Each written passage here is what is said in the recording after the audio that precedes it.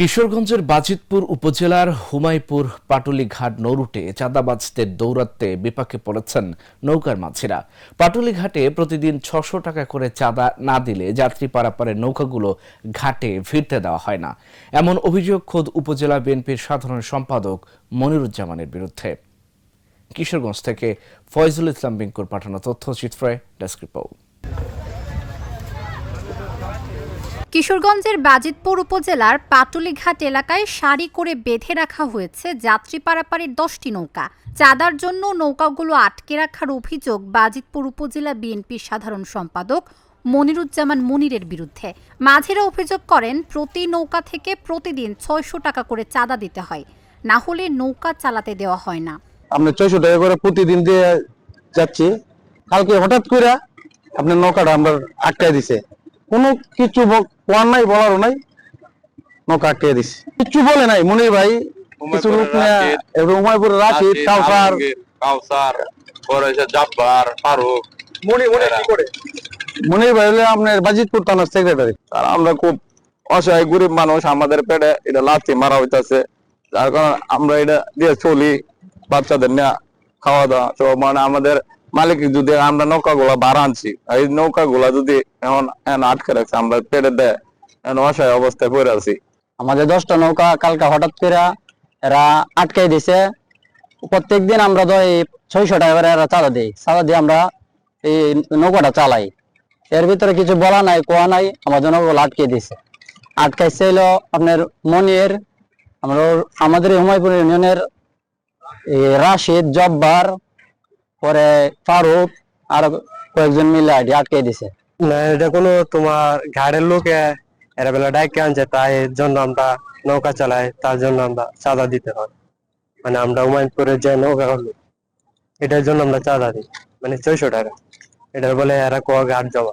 অসহায় এসব মানুষের আয়ের উৎস নৌকা। নৌকা চালিয়ে যা উপার্জন হয় তা দিয়েই চলে সংসার, কিন্তু সেই নৌকা আটকে রাখায় বিপাকে পড়েছে তারা। এ বিষয়ে কথা বলতে চাইলে ঘাটের ইজারাদার ও দায়িত্বশীল কাউকে পাওয়া যায়নি। তবে ইজারার টাকা তোলার দায়িত্বে থাকা এক কর্মচারী ক্যামেরার সামনে কথা বলতে রাজি না হয়ে সরে যান।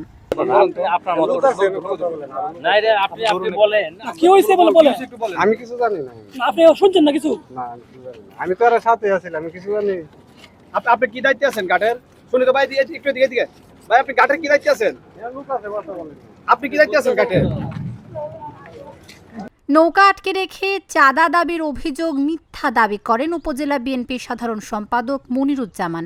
একই সাথে পাটুলিঘাট ও আচানপুর ঘাট সরকারিভাবে ইজারা দেওয়া থাকলেও হুমায়পুর ঘাটে কোনো ইজারা নেই উল্লেখ করে সেখানে উপজেলা বিএনপির আরেক সদস্য হেলাল খানের বিরুদ্ধে চাঁদাবাজির অভিযোগ তোলেন তিনি। যে নৌকাগুলাকে গতকালকে আটক করা হয়েছে, আসলে এটা আটক করা হয়েছে এটার সাথে কোনো সম্পৃক্ত না। দেখা গেছে ওইটার সাথে মূলত যিনি ওইটাকে চালাইতেছেন ওই নৌকাগুলা উনি ব্যক্তিগত সুবিধা ভোগ করতেছেন। যিনি এটাকে নিয়ন্ত্রণ করতেছেন উনি প্রতি নৌকা থেকে উনি ৩,০০০ করে টাকা নিচ্ছেন। তো আমরা জিজ্ঞেস করলাম যে আপনাদের নৌকা যে গাড়ির খরচ বাদে আপনারা কিসের খরচ? আমাদের সমস্ত টাকা একটু হেলাল খান নিয়ে যান। বিভিন্ন লোকজন মারফত আমরা পরে বললাম যে এটা তো আমরা যেহেতু একটা দল করি, সেই হিসাবে আমাদের দলের ভাবমূর্তি ক্ষুণ্ণ হইতেছে, ওই ঘাটটা এনে ফ্রি থাকার কথা। এবং আমরা বলছি এখানে যারা এই ঘাটে যারা আসবে, ঘাটের যে খরচ বাদে তারা অন্য কাউকে টাকা দিতে পারবে। আমি বুঝতে কাছে আমি ওই পথে আমরা আমাদের নেতৃবৃন্দ সহ আমরা এই পথ দিয়ে আমরা অষ্টগ্রামে যাই, আমরা অষ্টগ্রামে যাইতে এই রাস্তাটা ইউজ করতে হবে আমাদের। কাছে বলে আমরা বলে দিয়েছি যে এদের কারো কাছে আপনারা কোনো টাকা পয়সা নিতে পারবেন না। টাকা পয়সা যিনি নিচ্ছেন উনি তো উল্টা আমাদের বিরুদ্ধে অভিযোগ করতেছে। সর্বশেষ নৌকা তো যাদের নৌকা যারা এটা চালা আমাদেরকে বলে দিচ্ছি তারা ফ্রি চালাতে হবে। লিখিত অভিযোগ পাওয়ার সত্যতা নিশ্চিত করে তদন্তপূর্বক ব্যবস্থা নেওয়ার কথা জানিয়ে পুলিশ বলছে দলীয় সমস্যার কারণে এই ঘটনা ঘটেছে। পাটুলি ঘাটের আমরা একটা ইনসিডেন্টের অভিযোগ পেয়েছি, এটা তদন্তপূর্বক অনুসন্ধানপূর্বক আইনগত ব্যবস্থা নেওয়া হচ্ছে। নৌকা নিয়ে একটা সমস্যা, এটাই আর কি অনুসন্ধানপূর্বক ব্যবস্থা নেওয়া হবে। তাদের এটা নিজের দলীয় সমস্যা, তো এই জন্য আর কি এটা নিয়ে আছে।